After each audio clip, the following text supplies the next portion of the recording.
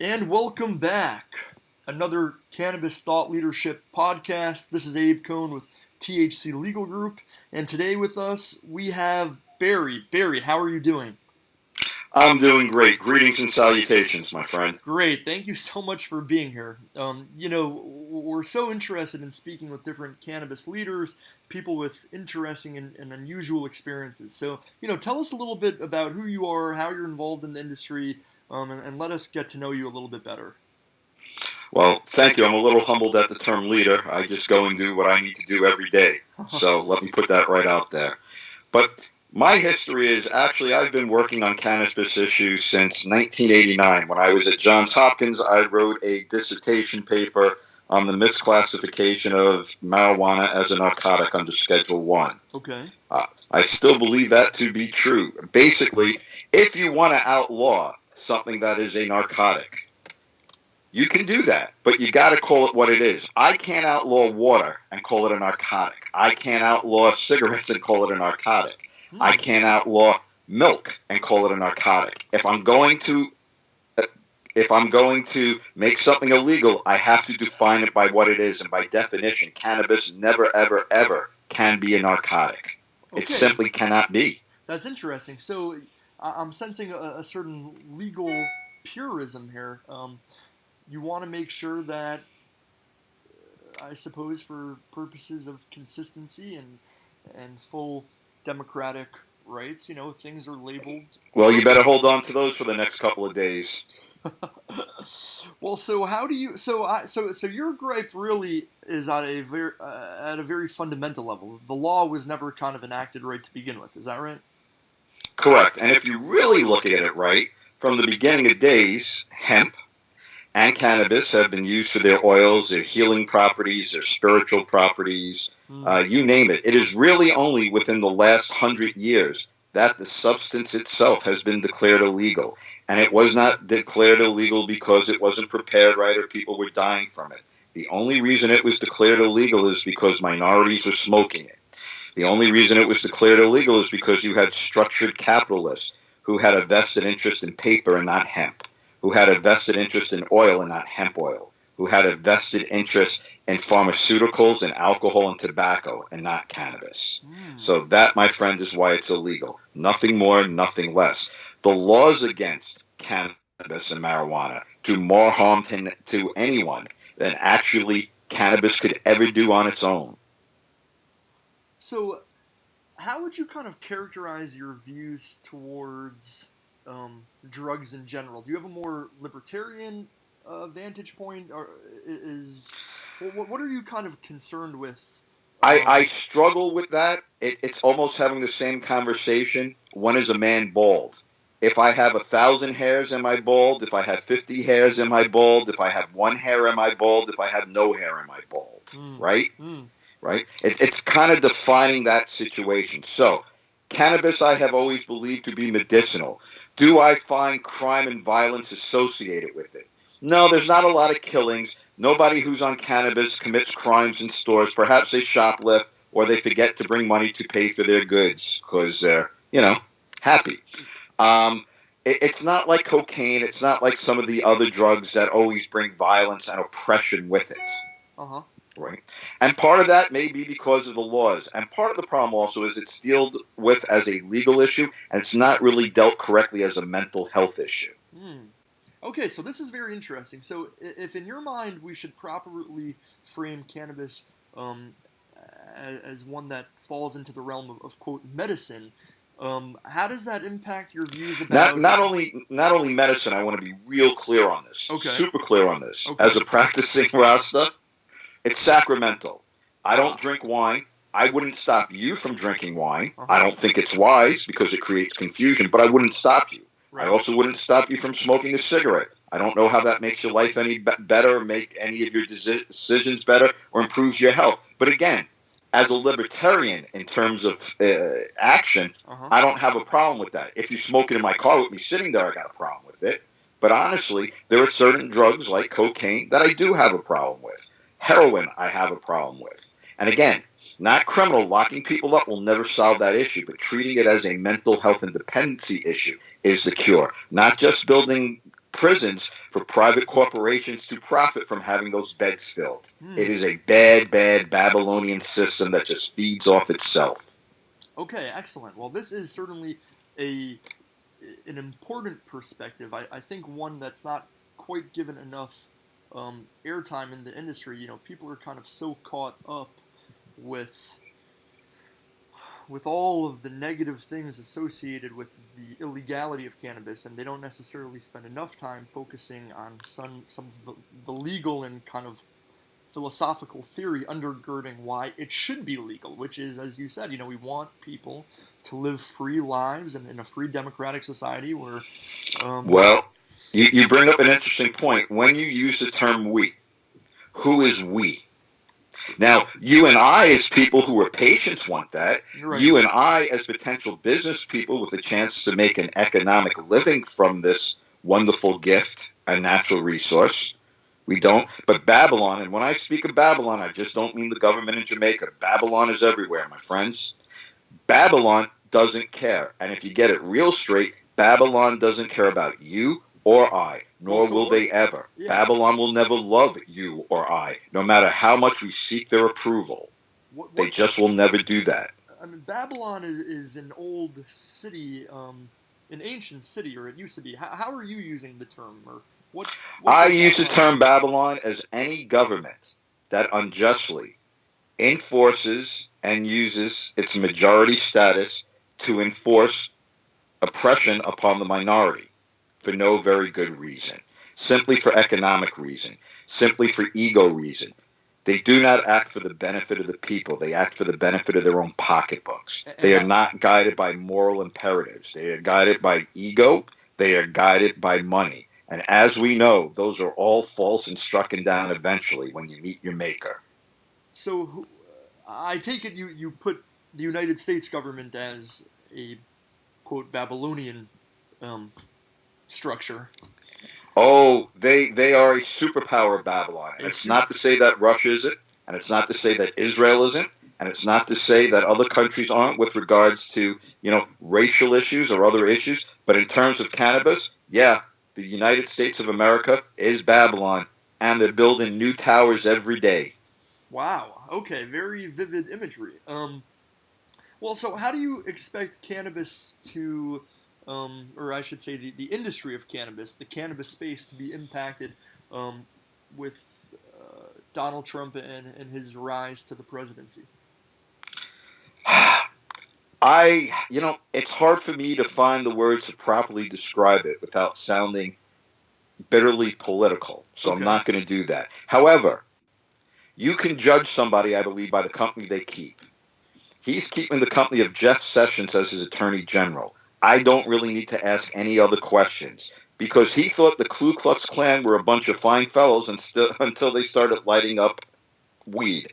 So that tells me where his perspective is. I see nothing good happening for the cannabis industry in a Trump administration, even though the promises were put out there.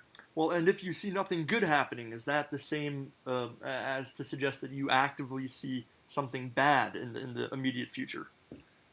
Well, I see no further movement in a positive direction on a federal level of cannabis rights. Well, it comes to a freeze. You also need to understand that everything under the Obama administration that was done, right? All the guidance, the Cole memorandum. Cole memo, sure. Those are not laws. That's interpretation. And what I may interpret something today, my successor may not interpret things the way I do. And there's no law prohibiting him from repealing it or changing it or going a completely 180-degree opposite direction. That would be my fear. Again, these are Babylon. They do not love the cannabis industry. It is a threat to their economic well-being and the status quo.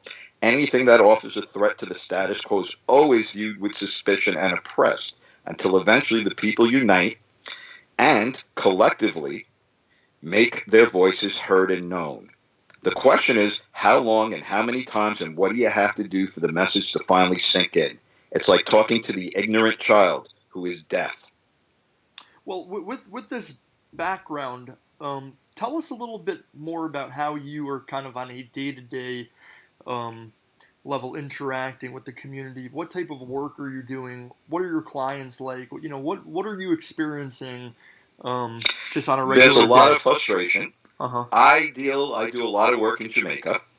I deal with a lot of the Rasta, a lot of the poorer economic farmers who have no voice. Okay. So I feel it's a moral imperative to give them a voice in the process, so that decisions aren't just made to help those who can own and employ a lobbyist. The poor, for the most part, don't really have a good bench of lobbyists to speak on their behalf. It's not a good paying job. Sure.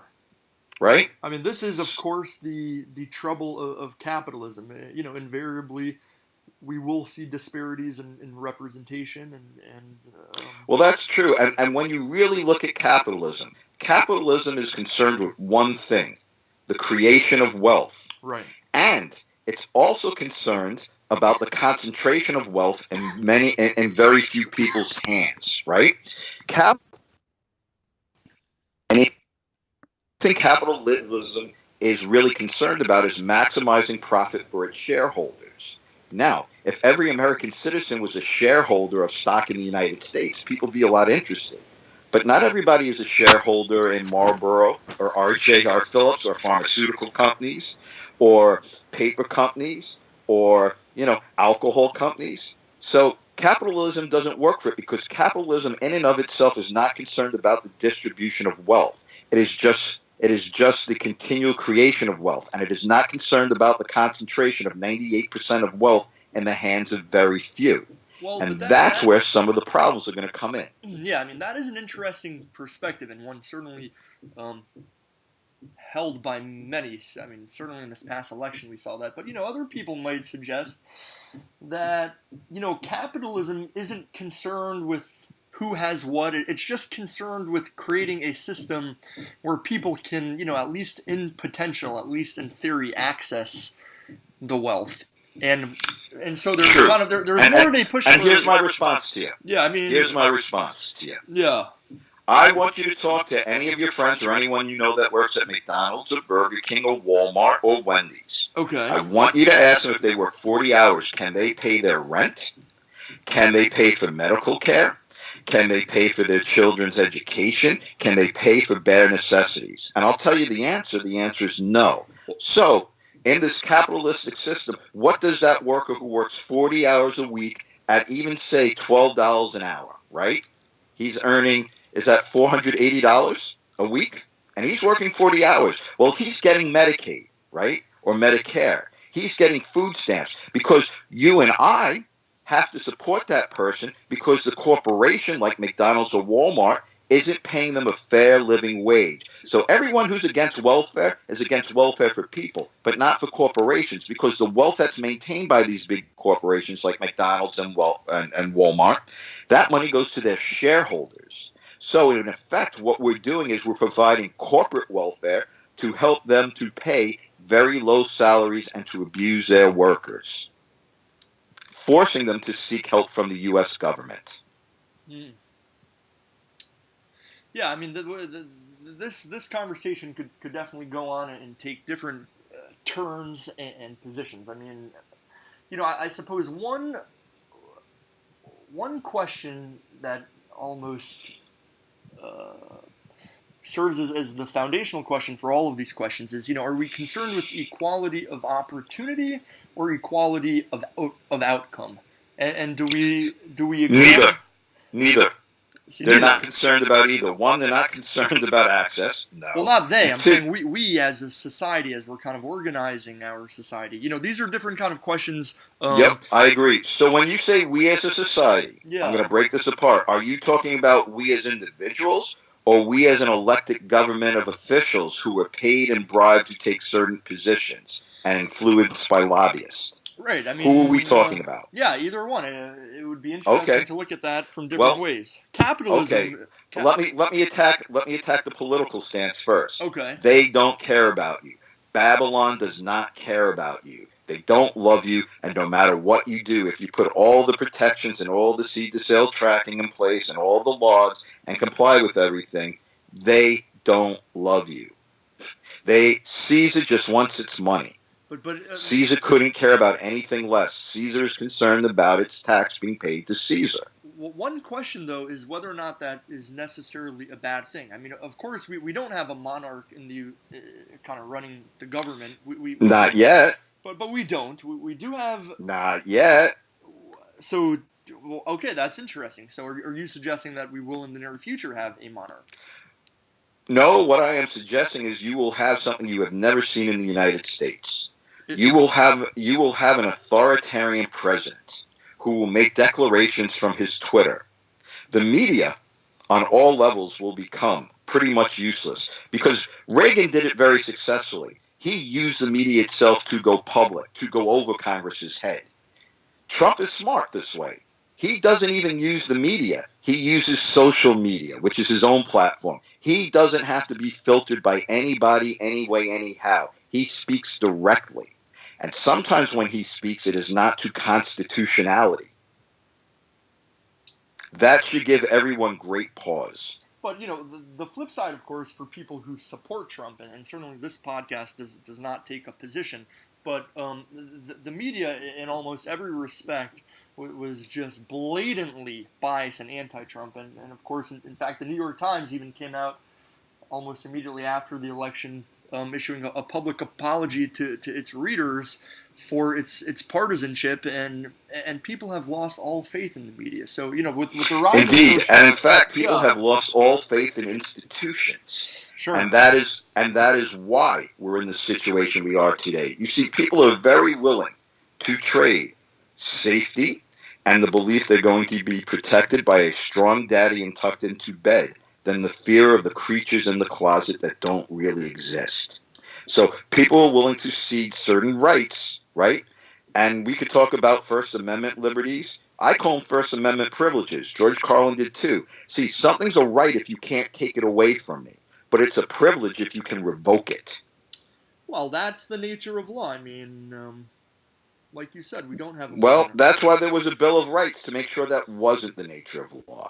Well, so this is very interesting. So as this philosophy of kind of fear of big government intrusion into the life of and dealings of the individual, are you in favor of the government imposing some of these more onerous financial restrictions? Making sure that there is a set minimum wage. How does your libertarianism interplay with the government's role in the economics of a company?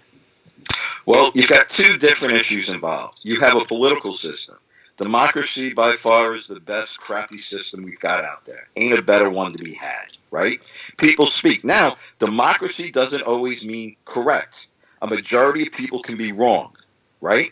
Because black people would still not have rights if we left it to the majority to do that, right? Well, in a Jews way, would still not have a lot of rights if you left it in Germany to the majority to pick someone who wasn't in favor of that. So majority democracy isn't always right, Sure. although it represents the will of the people. Sure. The next part of it isn't necessarily a political discussion, but an economic discussion.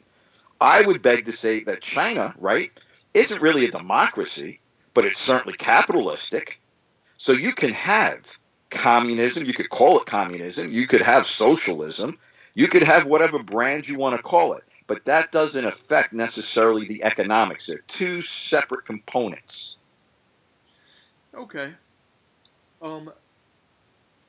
Sure. I want to make sure we don't veer too off topic here. I think this is very interesting and informative, and I'm sure people will agree with you and disagree with you on many points. And that's fine. And that's their First Amendment right to do that. That is glad we got it. Absolutely.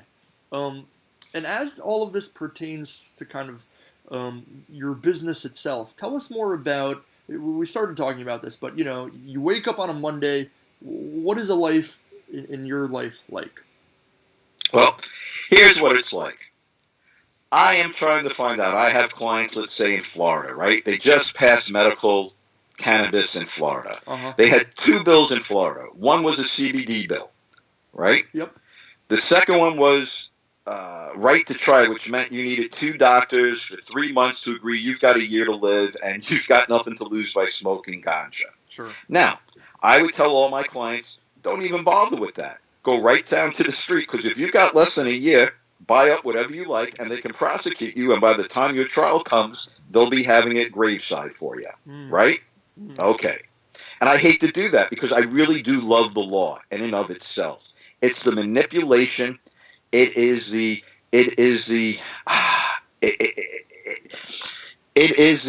what is it? The selling out of what is right for what is in somebody's own self-interest. That's the problem. So we see rules being put into place that don't necessarily help people because in the state of Florida, and similar in the state of New York, they divided the state into several regions, right?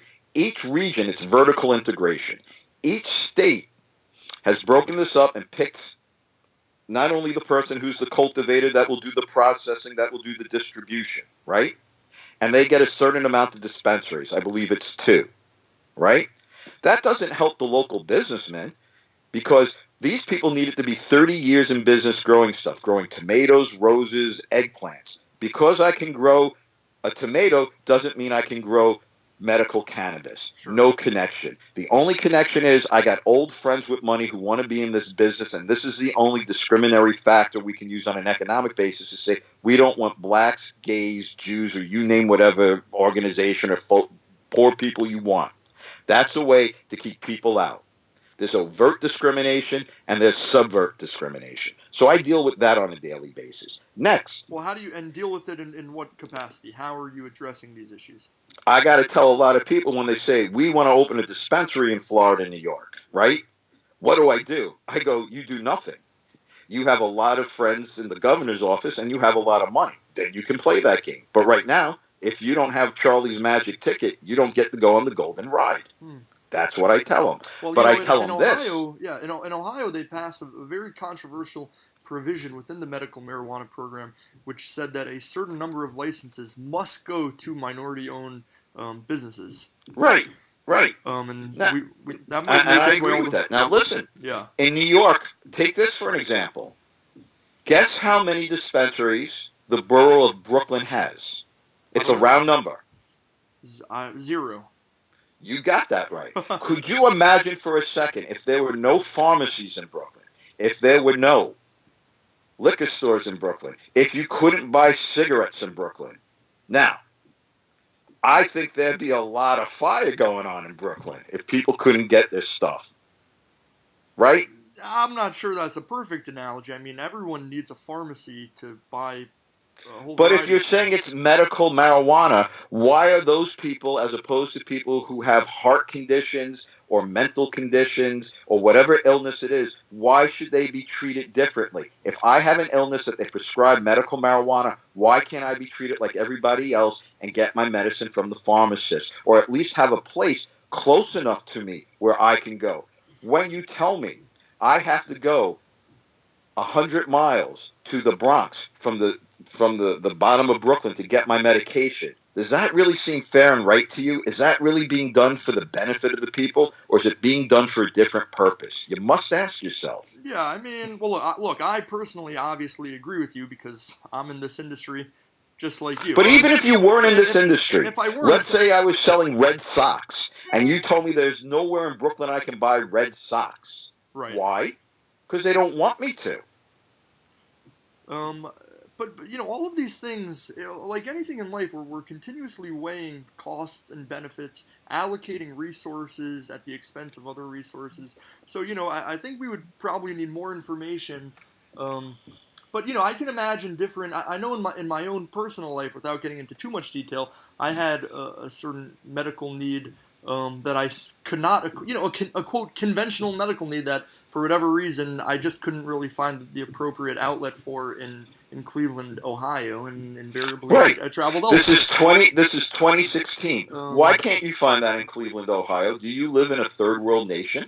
I mean, not every city is equipped and has the same resources, and I'm not No. Cleveland, Ohio. And I know your sports team, you got the Cavaliers, and that kind of worked for you. But outside of that, really, I would say Cleveland's a real city. If you told me you were somewhere called Bumble Place, Oklahoma, I get it. I don't get it in Brooklyn, New York. I don't get it in Miami, Florida. I don't get it in Cleveland, Ohio. Yeah. Look, I don't know. That's just how it goes. I can tell you from my own experience. That's but what happens. here's where I need to stop you. Okay. That's just how it goes. See, if everybody says that's just how it goes, nothing ever changes. But If you are willing to be complacent with being oppressed, you will be oppressed. yeah, I don't know. I suppose this is a certain philosophy um, on life, really. Well, so just getting back to the types of businesses that you're working with, though, tell us about some of your more interesting clients. Well, I think you would certainly find the Rasta community, because again, the Rasta community isn't using it for medical. They're not using it for recreational. It's sacramental. Uh-huh. This has an incredible meaning to these people. And for years and years, the government of Jamaica had taken these people and oppressed them. They killed them. They imprisoned them. They stigmatized them. They convicted them. And things like this happen in the U.S. too. But the government has turned around, and when they realize, because they're under the IMF's control economically, because they can't run an economy. Well, does the government of Jamaica have a similar, or I should say, I don't know if Jamaica does have a constitution, but if it does it have a religious freedom? It does, and under the revised ganja laws, they have recently, in 2015, exempted an exemption for sacramental use by Rasta. Uh-huh. So this is 2015. It's the first time they acknowledge the Rasta community as a segment of their community in Jamaica. Yeah. Right? Okay. So they're finally getting that. But why are they doing that? Because it's real hard to sell the Rastaman's herb and ganja and put them in prison for it. So our enemy now is really our friend, because they were right all along. Because you can help people with this stuff. We know we were murdering and stigmatizing and hurting people, but now that we can make some money for it from the island, it's okay now. Uh-huh. So a client calls you up. What type of grievances do they have, and how do you help them? I'm a Rasta, and how do I sell to people? Okay. And I have to say that's wonderful. And as a Rasta, what we can do is we can grow it, we can possess it, we can smoke it, we can gift it. But I can't sell it. If I want to sell it, I've got to comply with the rules just like any other resident in Jamaica, any other citizen. I have to get a business license. Right? Sure. So they don't like that fact, because this is Jah's present to them. This is the last natural resource. This is their gift. They don't understand why they have to register to sell Jah's gift. And I explained to them, you can possess it, you can smoke it, but you can't sell it. Jah didn't say anything about you selling it. If you want to sell it, that's a political business decision. And there are a set of rules, and those rules aren't finalized. So I get questions. Can I do a delivery home service? And my answer is, I don't know, because it's not finalized yet. Some states in the U.S. allow it, some don't. Don't know what they're going to do. But I will bring it up to the chairwoman, because I believe it's an excellent idea, and it's a necessary situation, considering where you have your dispensaries and people's needs for getting medication. I can't see how anybody would argue against it, just like if you had CVS and they wanted to deliver heart medication to someone who is, homebound. What's the argument? Uh-huh. Okay, that's interesting. And have you had any successes that kind of really stick out in your mind? I believe I've had a lot of successes. Although people may not agree with my political statements and the rest of it, I will give the Jamaican community this. They hear me. They understand me. They understand when I speak, I'm speaking on behalf of a community of people who normally would not have a folding chair at the table. Uh-huh. So even though they may not agree wholeheartedly with me, even though they may see some of my positions as threatening to them as economically, I believe in the grand scheme of right and wrong, they see what is right and what is wrong. And although there will always be self-interest, at least I have some movement where I'm not necessarily threatening their complete self-interest, but I'm opening them up to see the other opportunities or the other people who are stakeholders in the system, and they also need to be part and thought of in the construction of the rules and regulations that are going to guide an industry. So that's where my success lays. Okay, that sounds fantastic. We're wrapping up here. I just want to make sure you have the opportunity to kind of deliver your final message to the audience, whatever that may be. And then, of course, let everyone know how they can reach you and kind of learn more about what you're up to. You got it. Here's what I'm going to say. This is going to be real short, real sweet, and real simple. If you, as a business person, are only looking to sell the flower, you do not have a business. You need a business plan, my friend. You need to be unique. You need one or two things. You need a unique product, which means you need to have an oil, a concentrate, a tincture, an edible. Something I can't buy off my buddy from the street, right? No competition. Sure. 2, I need a unique location. I need a beach. I need a waterfall. I need a special mountain. I need something. I need something that you can't get from going on the corner of 42nd, and 6th Avenue. Uh-huh. Right? Sure. So, and if I'm really talented, and if I got a unique product, and I got a unique location, and a business plan, well, then somebody might even give me money to do my business. Because if I just say I want to sell cannabis, I need money, nobody's going to give it to me. Right? So I need to run my business as a business. I need to run it like a restaurant or a salon or a barber shop or a clothes cleaner, you name it, an insurance agency. But I need to have insurance. I need to have real estate. I need to make capital investment in equipment that I need. I need to make sure I'm turning a profit. Just because I do something and comply with the state's law, right? It just means the state won't shut me down, but that doesn't mean I have a profitable business. So even though if I do everything right and dot all my I's and cross all my T's, that won't stop me from going out of business because I got a bad business plan. It just means I pay my fees to the state and I do what they tell me to do. Okay, I think that's fantastic advice. How do people reach out and connect with you? Well, I'm all over the place. I'm on LinkedIn. My email is Gainsburg, Gainsburg, at bellsouth.net. I'm the last person holding bellsouth.net, so they're keeping that network up just for me. Okay. Right? You can reach me. My phone number is 954-559-6853, and I have a website, www.barry, B-A-R-R-Y, Gainsburg, Gainsburg, all one word, .com. Well, listen, Barry, this was undoubtedly one of our more interesting podcasts. I'm super thankful and appreciative that you took the time to come on the show. And I'd like to... I'm very humbled, and I thank you for having me on to speak and to share with you and your audience today. Beautiful. Okay, well, look, another amazing podcast with different thought leaders in the industry. This is Abe Cohn. Barry, thank you once again. I'd love to have you back on in the near future. Anytime. God blessings, my brother. Okay.